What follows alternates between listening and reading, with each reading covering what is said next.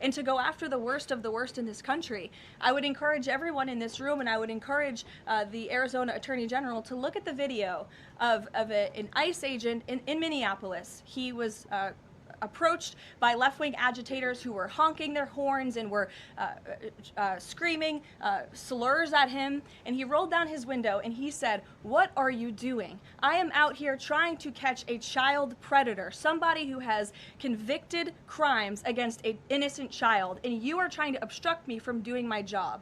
This rhetoric against ICE, comparing them to Nazi Gestapo, Donald Trump's police force, is despicable, it is shameful, and it is precisely what has led to the escalation of tensions in Minneapolis and in other places across the country.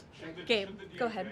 Be looking to do her for justifying violence. I would defer you to the Department of Justice on that. Thank you, Caroline. Regarding Minnesota, on Saturday, the Department of Homeland Security posted that Preddy looks like he wanted to do maximum damage and massacre law enforcement. Stephen Miller on Saturday posted that, or called Preddy a would-be assassin. Why did administration officials jump to conclusions before an investigation had even been conducted? Well, look, this has obviously been a very fluid and fast-moving situation throughout the weekend. As for President Trump, whom I speak for, he has said that he wants to let the investigation continue and let the facts lead in this case.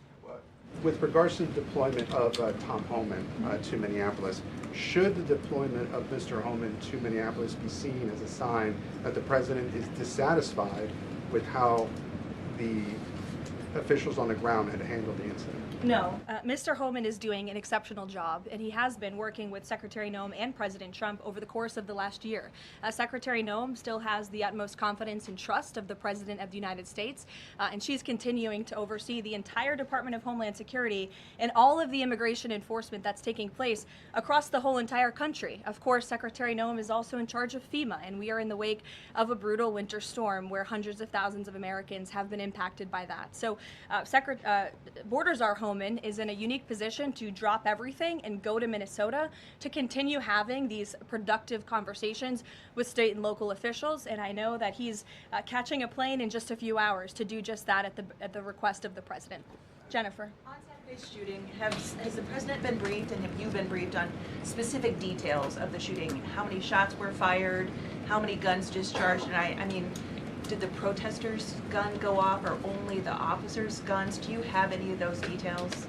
Again, the investigation is continuing, Jennifer, and we will let the facts lead, and we will let the facts play out in this investigation. I do know that HSI and FBI are conducting interviews with those that were involved and the agents who were involved in this unfortunate tragedy on Saturday. Are they keeping the president up to date on all those details? The president is obviously very much on the ball with respect to this investigation. I think he's made that quite clear with the various statements that you've seen him put out, and also the 4 points that the president has outlined as well to Governor Walz, and to encourage him to cooperate with ICE and with the administration.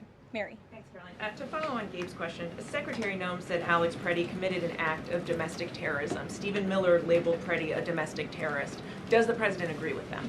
Look, as I've said, I have not heard the president characterize Mr. Preddy in that way. However, I have heard the president say he wants to let the facts in the investigation lead itself. Was he alarmed to hear his top officials referring to him in that way, rushing to that judgment? Danny, go ahead. Thanks, Caroline. On Stephen Miller's comments, will Stephen Miller be apologising to the family of Alex Preddy for calling him, quotes, an assassin who tried to murder federal agents, despite the fact that, as you say, this is still under investigation? Look, again, this incident remains under investigation, and nobody here at the White House, including the President of the United States, wants to see Americans hurt or killed and losing their lives in American streets.